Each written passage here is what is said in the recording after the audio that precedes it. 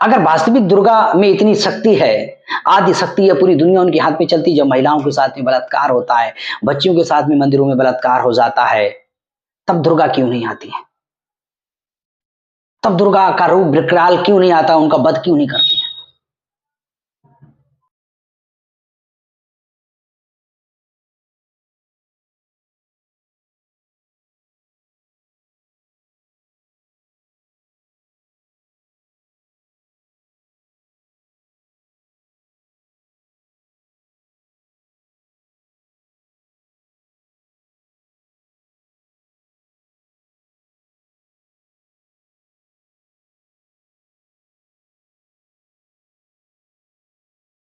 तो यह जो आदमी है सतवंत सिंह राणा, वो ये पूछ रहा है कि जब हिंदू लड़कियों का और महिलाओं का बलात्कार, सामूहिक बलात्कार होता है, उन पर हिंसा होता है, अन्याय होता है, तब दुर्गा कहाँ होती है?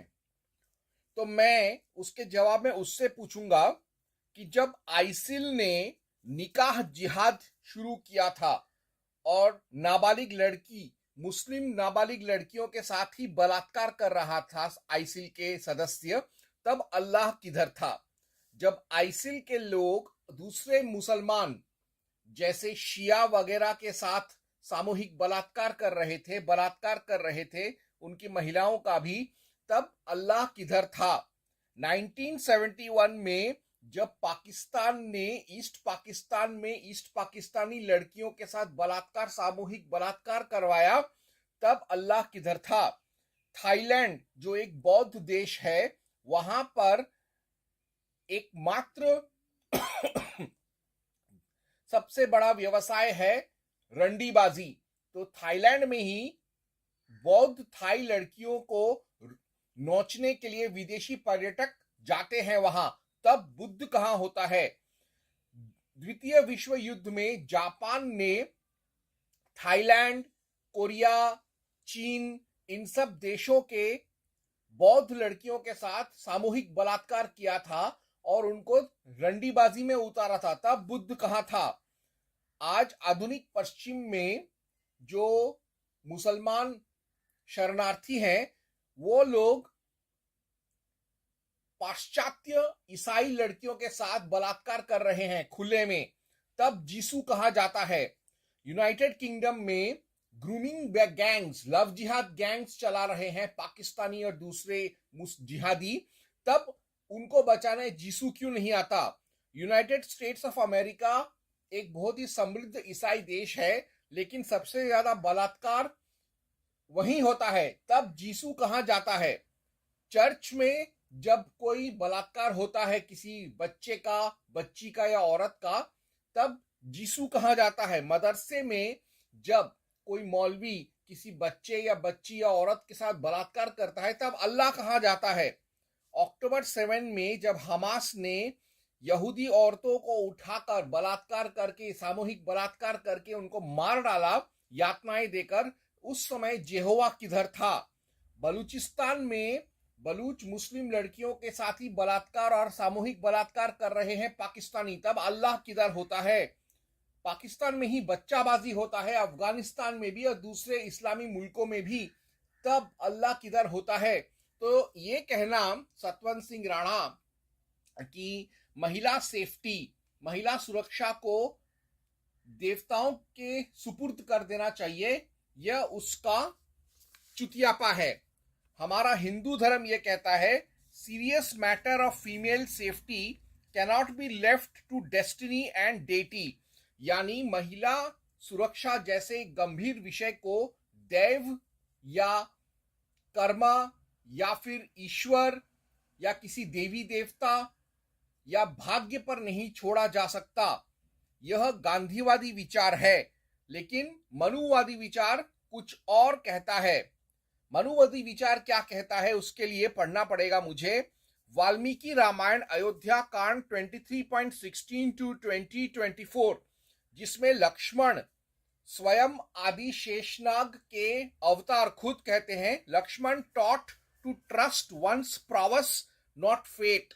लक्ष्मण ने खुद कहा है कि अपने बाहुबल पर भरोसा करो, अपने बुद्धि पर भरोसा करो, ना कि अपने किसी इष्ट के कृपा पर। तो अब मैं उस चीज को ध्यान से पढ़ने वाला हूं। वाल्मीकि रामायण,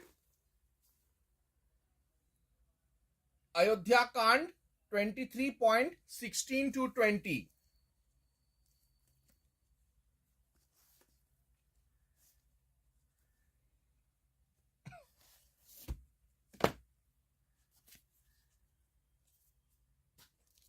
वो कुछ ऐसे कहता है,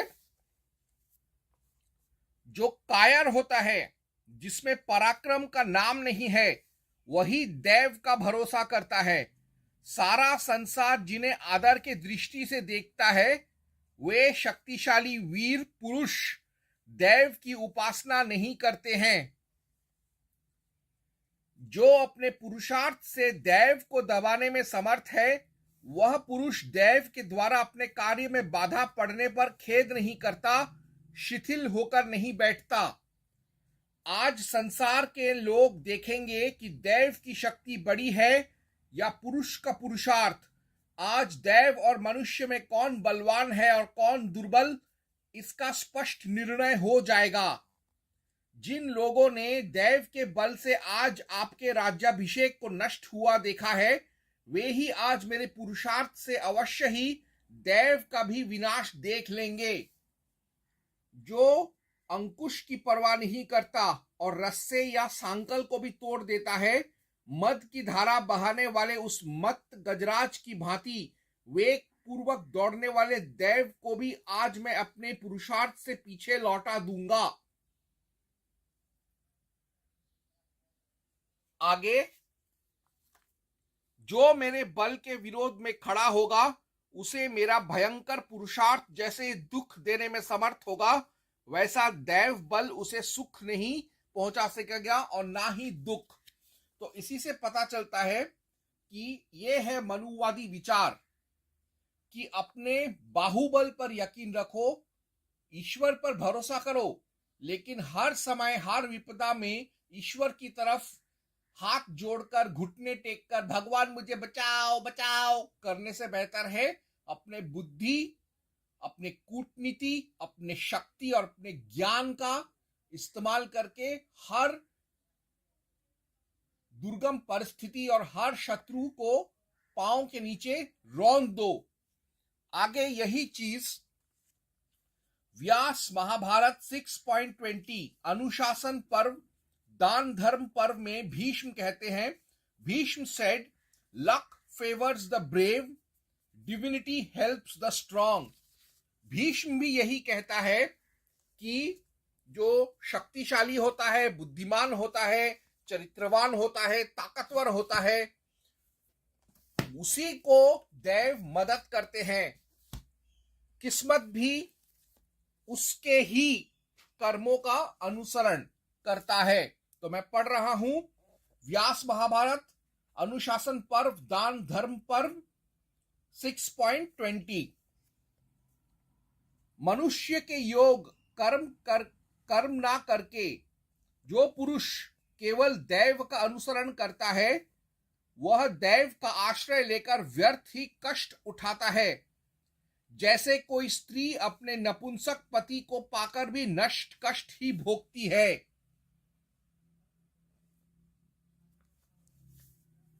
किया हुआ पुरुषार्थ ही दैव का अनुसरण करता है, परंतु पुरुषार्थ न करने पर दैव किसी को कुछ नहीं दे सकता। यानी भगवान उसी की मदद करता है जो खुद की मदद करता है। जैसा कर्म करेंगे वैसा, चाहे कितना भी कठिन परिस्थिति हो, ईश्वर भी विवश हो जाएगा कि वो हमारे कर्मों का सुफल हमको दे।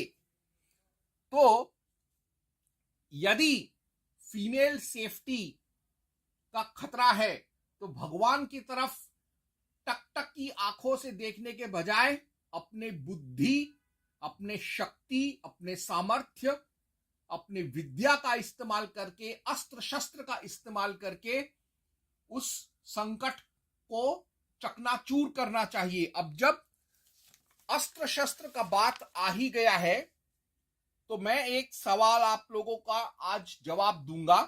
वाई डज दुर्गा और देवी देवता कैरी वेपन्स? देवी दुर्गा और दूसरे देवी देवता हनुमान भी क्यों अस्त्र शस्त्र हथियार उठाते हैं? तो इसका जवाब लक्ष्मण देता है वाल्मीकि रामायण 23.30-32 में। वाल्मीकि रामायण का वही अयोध्या कांड में ही जवाब देता है लक्ष्मण। वो कहता है to kill enemies and villains, यानी शत्रुओं और बुरे इंसानों का वध करने के लिए, संहार करने के लिए दुर्गा और दूसरे देवी देवता अस्त्र शस्त्र उठाते हैं।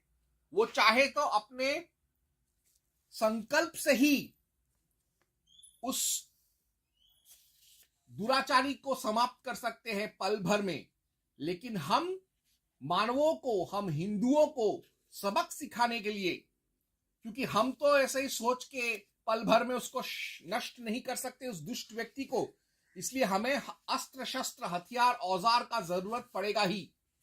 तो इसी का पाठ पढ़ाने के लिए देवी देवता प्रत्यक्ष रूप से अस्त्र शस्त्र उठाते, जबकि बिना अस्त्र शस्त्र के भी वो किसी को वध कर सकते हैं। लेकिन हिंदू समाज को सिखाना चाहते हैं कि अस्त्र शस्त्र जरूरी है धर्म और अपनी आत्मरक्षा और परिवार के आत्मरक्षा और महिलाओं के आत्मरक्षा के लिए।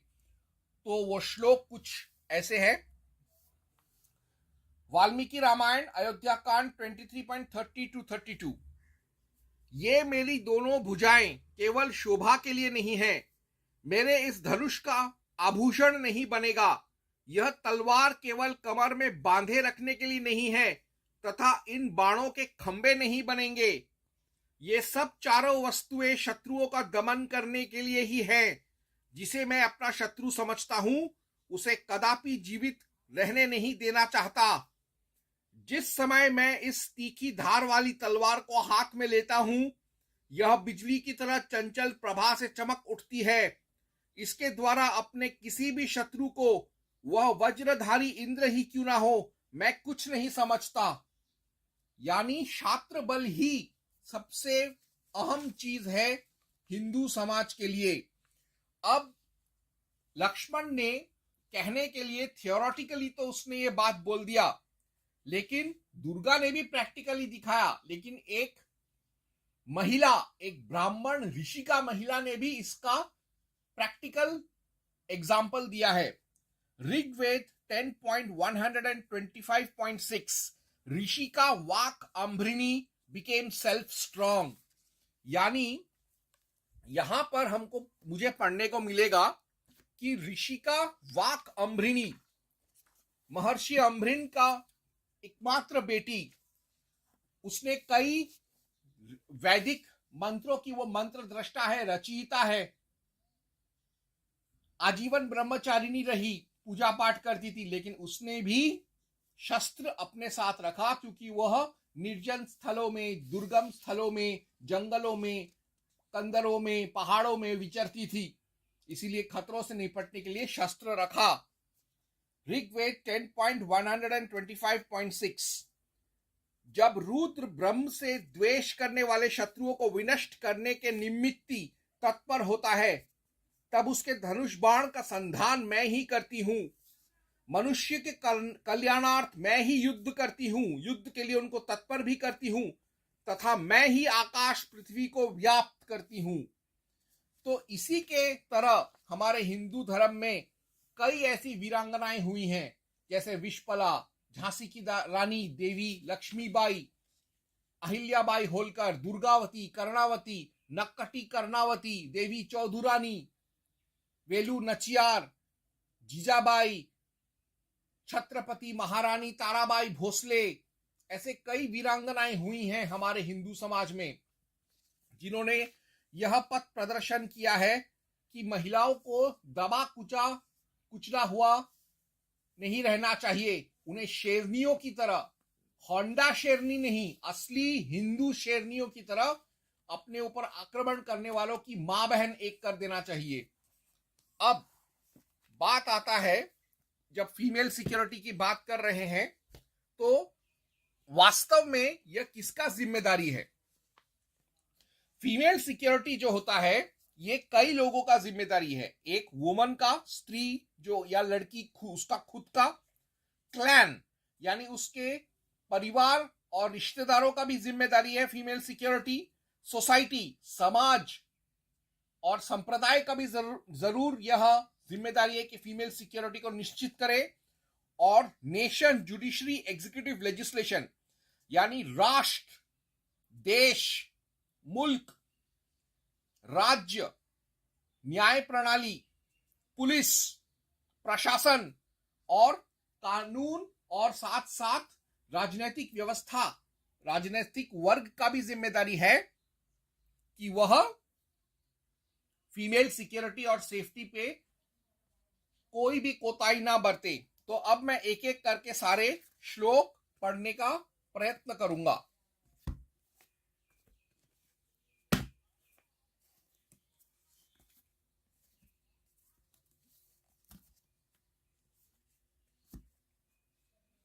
तो सर्वप्रथम मैं पढ़ रहा हूं वुमन मनु 9.12 जो ये कहता है कि एक महिला का इज्जत का रक्षा सर्वप्रथम एक महिला को खुद करना चाहिए। उसको अपने आप ऐसा बेपरवाह नहीं होना चाहिए, उसको सजग होना चाहिए। तो मंत्र कुछ ऐसे हैं। स्वजन, स्त्रियों को घर में बंद करके भी उनकी रक्षा नहीं कर सकते, परंतु जो स्वयं अपनी रक्षा करती हैं वे ही सुरक्षित रहती हैं। अर्थात जैसे किसी लड़की को पता है कि भाई जिहादी जो है वो लव जिहाद करते हैं, तो फिर भी वो क्यों जाएगी किसी जिहादी से दोस्ती यारी मित्रता करने के लिए या उसके नीचे काम करने के लिए। अगर किसी औरत को पता है कि ये कैरेक्टरलेस आदमी है या ये दुष्चरित्रा महिला है, उससे मित्रता क्यों करने जाए, उससे सहायता लेने क्यों जाए, उससे मेल मिलाप क्यों बढ़ाए। अगर किसी महिला को पता है कि ये जगह खतरनाक है, वहां से वो ना गुजरे, और अगर उसको गुजरना ही पड़े तो वो अपने साथ अस्त्र शस्त्र लेकर जाए और अपने मन को, अपनी आत्मा को और शरीर को प्रस्तुत करे कि वो किसी भी आपत्ति, विपत्ति, संकट से लड़ सके। और जब हम कहते हैं कि औरत को अपनी रक्षा खुद करनी चाहिए, अगर ऐसा कोई परिस्थिति आया कि महिला चाहे कितनी भी एक्सपर्ट क्यों ना हो लेकिन वो अपनी रक्षा नहीं कर पा रही है उस रावण से, तब क्या होना चाहिए? क्या सिर्फ महिला का ही जिम्मेदारी बनता है कि वो अपनी इज्जत की रक्षा खुद करे? क्या हमारा समाज इतना नीच है? नहीं। इसीलिए तो मैंने कहा कि परिवार, समाज और मुल्क का भी इसमें भागीदारी है। तो अब मैं पढ़ूंगा कि परिवार का क्या इसमें योगदान है। चाहे आपकी बेटी कराटे कुंफू मास्टर हो, ब्लैक बेल्ट हो, फिर भी कुछ भी करके उसके परिवार के स्वजनों को भी उसकी रक्षा करनी चाहिए। उसको जस्ट बिकॉज उसको कराटे कुंफू आता है, उसके पास अस्त्र शस्त्र है, उसको खुले में नहीं छोड़ो। तुम्हारा भी जिम्मेदारी बनता है कि तुम अपने घर की बेटी, मां बहन की रक्षा करो, चाहे वो कितनी भी स्वतंत्र, चाहे वो कितनी भी स्वावलंबी क्यों ना हो। हमारा भी एक रेस्पॉन्सिबिलिटी बनता है उसके घर वाले होने के नाते। तो यही चीज मनु कहता है मनु 9.3 में, बाल्यावस्था में पिता, युवावस्था में पति और वृद्धावस्था में पुत्र स्त्रियों की रक्षा करे। स्त्री कभी स्वतंत्र ना रहे, अर्थात कभी भी किसी स्त्री को स्वतंत्र ना रहना पड़े, अकेले अकेले ना रहना पड़े। उसके साथ कोई ना कोई परिवार का पुरुष, खासतौर से पुरुष, उसकी मदद करने के लिए हो। वो कभी अकेली ना रहे ताकि उसको मानसिक, उसको एक सहारा मिले, उसको आर्थिक सहारा मिले। भले वो मांगे या ना मांगे, उसको जरूरत हो ना हो, लेकिन हमारा जिम्मेदारी बनता है कि हम वो सब करें, उसको अकेला ना छोड़े, हमेशा उसके साथ साया बन के रहे, ढाल बन के रहें। यही चीज लिखा है कि पिता, पति और पुत्र और दूसरे जो कुटुंब के पुरुष हैं, उन सब का जिम्मेदारी बनता है कि हर पल हर क्षण स्त्री की रक्षा करे, उसके सम्मान का रक्षा करे। अब बात आता है समाज और संप्रदाय का। मनु 8.341 49 to 351। अक्सर हम लोगों ने देखा है कि किसी जगह पर किसी लड़की को कत्ल कर रहे हैं, जैसे दिल्ली में हुआ था, लड़की का साथ बलात्कार हो रहा है, उसका अगवा कर रहे हैं और लोग बैठे बैठे देख रहे हैं, खड़े होकर रील्स बना रहे हैं, लेकिन मदद नहीं कर रहे। यह चीज मनुवादी समाज में नहीं चलेगा। प्राचीन मनुवादी समाज में समाज के जो नॉन कॉम्बैटेंट्स, जो साधारण जनमानस थे, नागरिक थे, उनको भी अस्त्र शस्त्र उठाकर किसी की भी हत्या करने का आजादी था, अगर किसी औरत के इज्जत और जान और माल के ऊपर खतरे की बात आए तो इसलिए मैं पढ़ूंगा मनु 8.349 to 351। जब द्विजय के धर्म का मार्ग रुके अथवा समय के प्रभाव से आश्रम वालों का वर्ण विप्लव होने लगे, उस समय अपनी रक्षा के लिए तथा दक्षिणा, धन, गौ आदि हरने के समय युद्ध में स्त्रियों तथा ब्राह्मणों की रक्षा के लिए, स्त्रियों की रक्षा के लिए द्विजाति भी शस्त्र ग्रहण करें, क्योंकि धर्म की युद्ध में शत्रुओं को मारता हुआ कोई दोष का भागी नहीं होता। दूसरे के मारने में भी यहां साहस का दंड नहीं करना चाहिए। आगे, गुरु, बालक, वृद्ध अथवा बहुश्रुत ब्राह्मण भी यदि मारने के लिए आवे और अपनी रक्षा का कोई उपाय ना दिखे तो बिना विचारे उसका वध करे।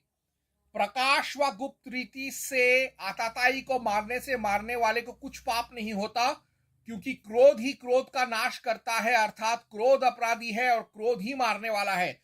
यानी अगर कोई गुरु, ब्राह्मण, बालक, कोई वृद्ध, कोई बहुत प्रतिष्ठित व्यक्ति, राजा, कोई बहुत बड़ा आचार्य भी यदि किसी औरत पर हमला करे तो उसको रोकने की कोशिश में अगर उसका कत्ल भी करना पड़े तो यह बिल्कुल जायज है मनुवाद में। अब मैं पढ़ूंगा, ये तो हो गया औरत खुद अपनी स्वरक्षा कर रही है, उसके कुटुंबीजन उसका संरक्षण कर रहे हैं, समाज भी उसकी रक्षा करने के लिए दौड़ कर आ रहा है। तो राष्ट्र क्या करेगा? पुलिस प्रशासन क्या करेगा? राजनीतिक वर्ग क्या करेगा? न्यायालय क्या करेगा? इसका जवाब मनु देता है। मनु 8.386, 347, 359, 352 में। तो मनु 8.386,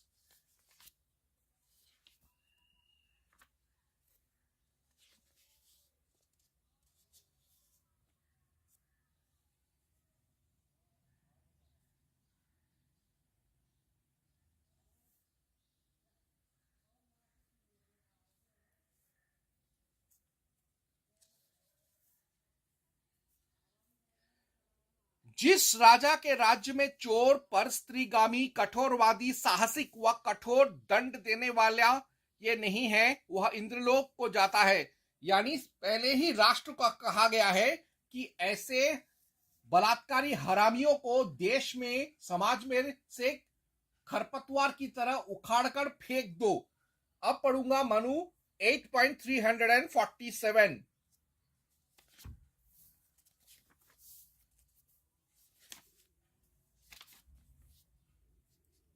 मित्रता व अधिक धन के लोभ से जब लोगों को डराने वाले साहसी गुंडों को राज्य कभी ना छोड़े। यानी अक्सर हम देखते हैं कि किसी व्यक्ति ने बलात्कार कर दिया और फिर वो बहुत प्रभावी इंसान है, किसी जज को जानता है, कि किसी बहुत बड़े पुलिस अफसर को जानता है, किसी सेना अधिकारी को जानता है, या किसी राजनेता को जानता है, या बहुत अमीर परिवार से है, तो लोग उसको छोड़ देते हैं, इधर उधर करके बेल मिल जाता है, फिर वो बच जाता है, देश छोड़ के चला जाता है, सारे गवाहों को खरीद लेता है, मार देता है। और बच जाता है। तो ऐसा नहीं होना चाहिए, ये मनुवाद कहता है। चाहे कितना भी प्रभावी हो, चाहे वो समाज के किसी भी इंसान का, बादशाह का भी अगर दोस्त हो, तो भी उस हरामी को सजा मिलना चाहिए। ये मनुवाद का नियम है। आगे पढ़ूंगा मनु 8.352।